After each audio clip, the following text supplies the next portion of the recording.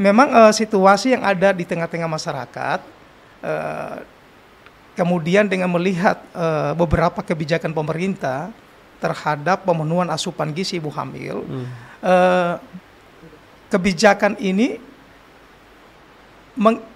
memberikan amanah ya kepada petugas kesehatan agar dapat mendampingi, pemberian makanan tambahan kepada ibu hamil, berbasis makanan lokal gitu.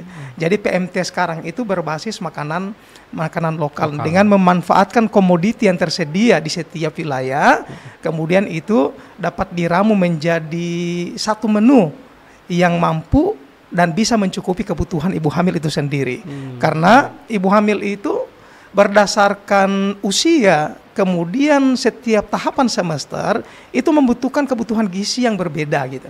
Jadi jika saya contohkan, ketika ada ibu hamil yang berusia 20 sampai 45 tahun, itu standar asupan gizi berdasarkan tabel angka kecukupan gizi itu wajib mengkonsumsi kalori sebanyak 2.200. Kemudian proteinnya sebanyak 48 gram. Zat besi yang dibutuhkan kurang lebih sekitar 26 gram. Nah, seiring dengan kondisi kehamilan di trimester pertama itu dianjurkan untuk memberikan tambahan kalori sebanyak 180 kalori setiap harinya untuk trimester pertama. Nah, kebutuhan ini akan bertambah pada saat trimester kedua dan trimester ketiga. Mengapa? Karena memang kebutuhan ibu hamil ini sudah akan bertambah dengan kebutuhan janin itu sendiri. Sehingganya ibu hamil harus makan jauh lebih banyak dari biasanya. Bukan berarti 2 kali lipat dari makanan sebelumnya. Karena penambahannya hanya sekitar di kisaran 180 kilokalori untuk trimester pertama pada usia kehamilan 0 sampai 13 minggu.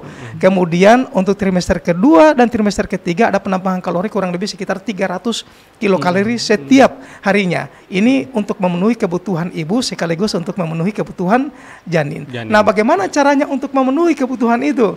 Maka konsumsi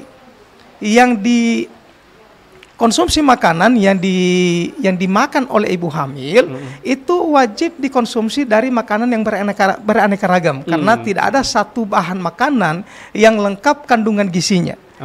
Akan saling melengkapi dan akan saling mencukupi.